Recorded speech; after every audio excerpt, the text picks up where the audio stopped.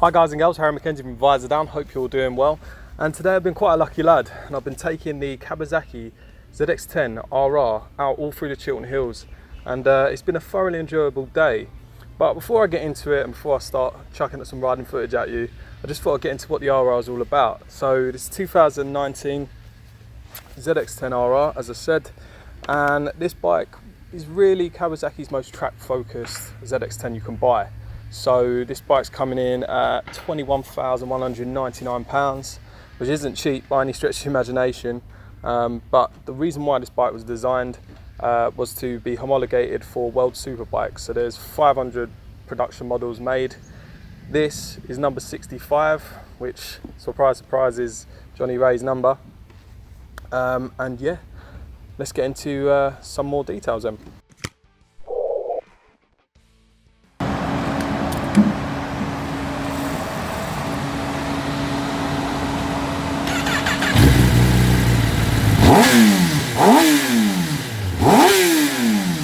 So, because it is World Superbikes, they're limited to 1000cc. So, of course, this bike is a 998cc, just shy of 1000cc inline 4 4-stroke motor. In terms of power, which is what everyone wants to know, this bike's got 203 PS, so that's probably just shy of around about 201, 202 brake horsepower.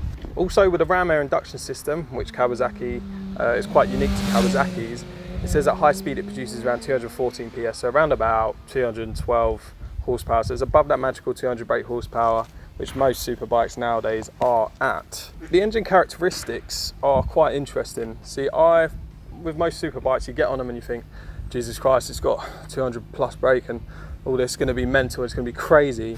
But interestingly, the Kawasaki handles it so well. So the engine's quite peaky, and at about 4,000 RPM, you don't really get much. You'd be tricked or fooled into thinking, or lulled into a false sense of security and think it's a 600, and then you get to 7,000 RPM and then things start coming alive, and then you get to 10,000 RPM and then you really know this is a 200 brake horsepower motorcycle. It is insane above 10k, and it's one of those things you don't realise how fast you're going until you look at the dash. Really cool.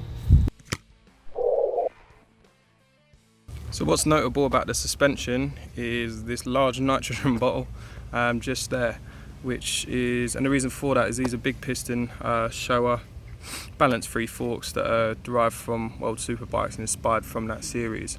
So these forks are designed to be taken to the track really. The whole point of putting a nitrogen bottle on there is so it's more consistent when it gets heated up and when it gets used a lot. So on the track, these will just keep their fill.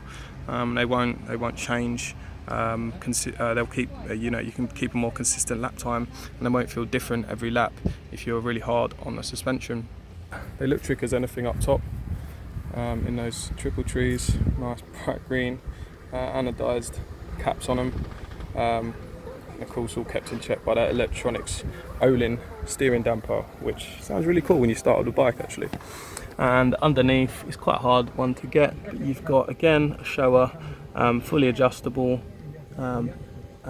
rear shock, monoshock I should say, and it's got rebound, preload, the full shebang, and of course the front is fully adjustable as well. So the suspension is pucker on this bike. Love the fact that it's got green caps on it as well, just to top it all off.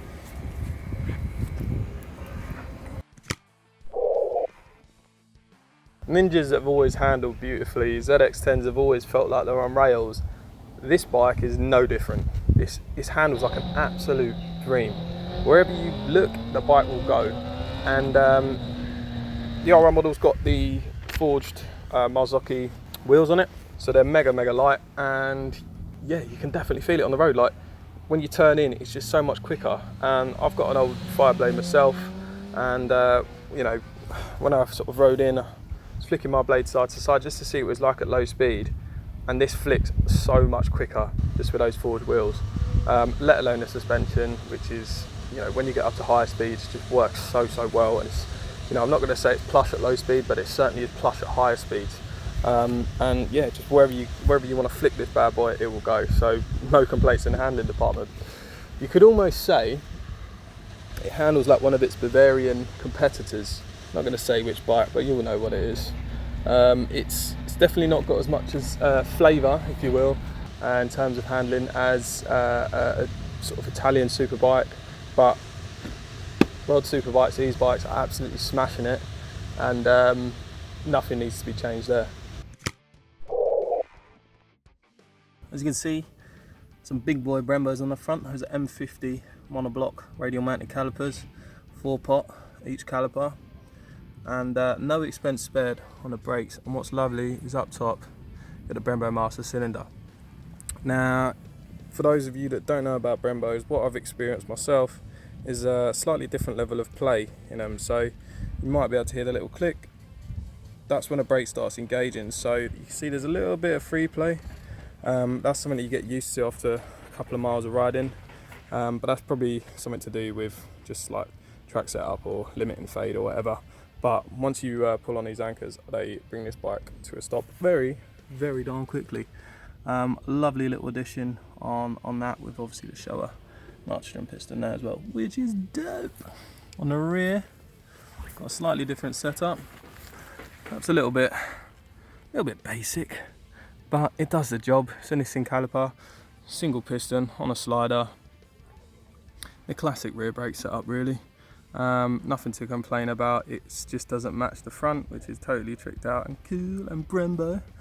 But hey ho, it does the job, and you're going to be leaning on the front brakes a lot more on road and track. So big plus from me.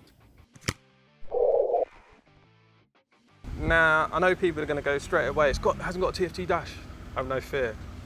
The reality is, when you ride this bike, you're not looking down at the dash all the time, and the dash on this is more than adequate to get you to where you need to go.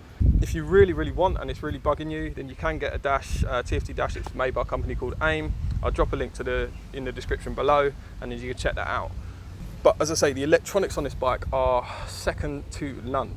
The interface is mega simple. So to access the engine braking control, turn off the ABS, access the different levels of traction control, which there are 6.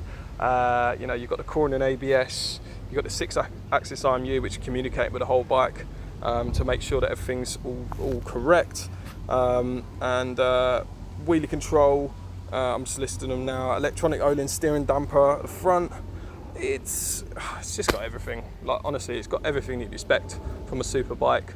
But what I love about it is how simple it is to operate through that switch gear. And literally, it's just on your left-hand side. You got 2 buttons, like a Casio. It's just so easy. You've got 2 buttons and a select. You got your lap timer underneath there as well.